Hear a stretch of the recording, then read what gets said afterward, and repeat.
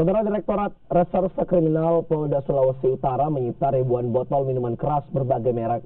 Penyitaan dilakukan karena pihak pengusaha tidak memiliki izin menjual minuman beralkohol atau SIUP MB.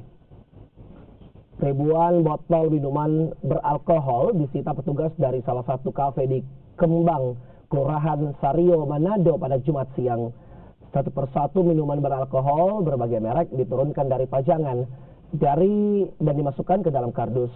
Penyitaan dilakukan setelah pemilik kafe tidak dapat menunjukkan dokumen berupa izin penjualan minuman beralkohol.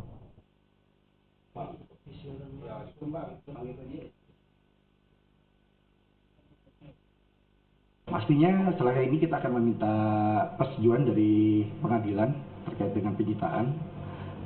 Kita diberi waktu 2 hari. Kemudian setelah itu kita proses menurut ketentuan yang berlaku. Kita panggil saksi, kita panggil saksi ahli juga.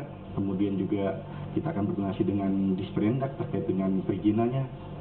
Dan seterusnya sampai dengan kita limpah ke kejaksaan. Gitu.